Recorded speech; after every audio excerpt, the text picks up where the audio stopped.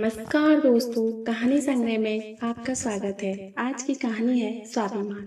लीला बहुत ही खुश मिजाज सांवली सूरत की सुंदर औरत थी, जिसकी उम्र लगभग 20 साल थी। पिता की परिवार की आर्थिक हालात सामान्य से भी कमजोर था। पिता बीमारी के कारण लीला का विवाह कम उम्र में एक किसान परिवार में कर दिए। पति के घर की भी आर्थिक हालात कुछ ठीक नहीं थे। पति के घर में थोड़ी सी जमीन में जो भी पैदावार होती, उसी से घर की तंग हालत में चलती थी। पति का भी बाहरी कोई आमदनी नहीं था। 2 गाय थी, उसी के दूध को बेचकर लीला कुछ घर खर्च चलाती थी। लीला संतोषी औरत थी। वो अपने 2 बच्चों के साथ खुश रहती थी। पति आलसी प्रवृत्ति का था, काम करने से जी चुराता था। अक्सर अपने बच्चों को अपने बचपने की बात बताया करती। लीला अपने रिश्तेदार बुआ, जो संपन्न परिवार की थी, अक्सर लीला के घर बच्चों के साथ छुट्टी मनाने उसके पिता के घर आती थी। बुआ के बच्चे भी लीला की उम्र के थे, परंतु वे सभी शहर में रहते थे। संपन्न होने के कारण अच्छी पढ़ाई करते। बुआ के बच्चों के साथ छुट्टी में जो मौज मस्ती किए, बगीचे में फल फूल तोड़ना, पेड़ पर झूला झूलना, नदी पर छलांग लगाना, ये सभी बात बताकर खुश हो जाया करती थी। लीला को उन पर बहुत ही गर्व था। उनकी पढ़ाई व पद से बहुत ही गर्व करती।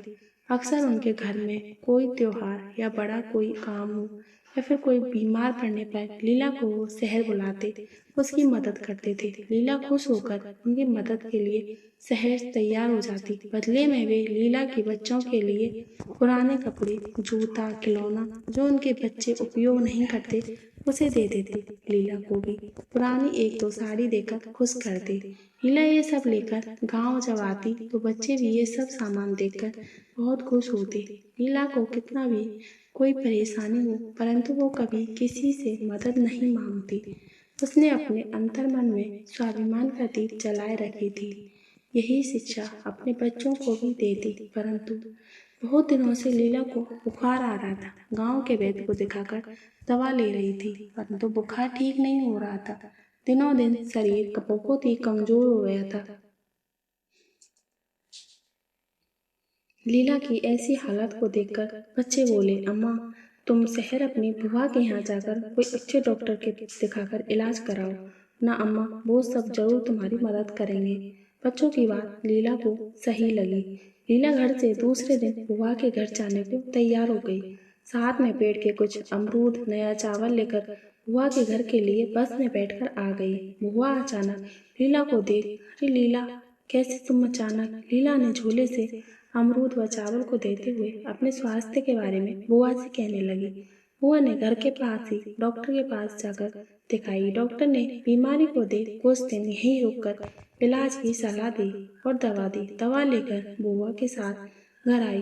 बुआ घर आने के बाद लीला यहीं रहेगी ये सोचकर बोली, लीला, मेरे घर कल तुम्हारे भाई के लिए अच्छे घर से रिश्ता आ रहा है।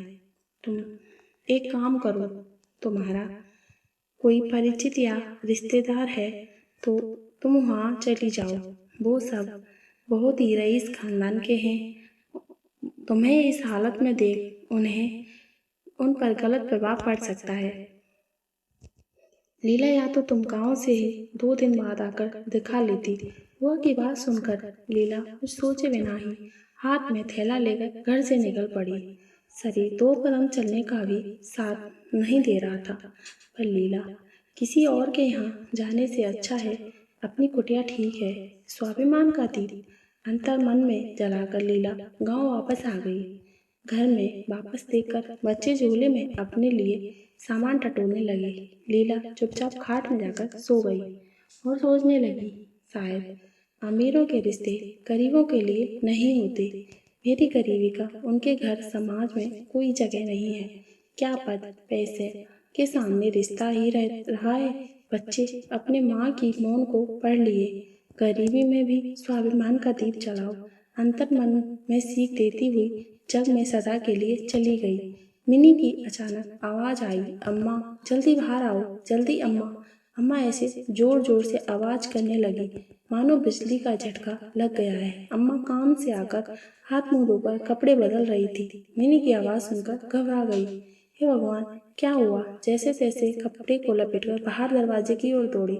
सामने मिनी व सुनील को देखकर ऐसे स्तब्ध से खड़ी हो गई जैसे सांप ने सूंघ लिया हो। मिनी को सामने देखकर जो 10 साल से कहा था कोई अता पता नहीं था। मिनी और लीला को जिस हालत में छोड़कर बिना बताए एक दिन घर से बाहर निकल गया। घर के लोगों ने बहुत खोज खबर ली पर पता न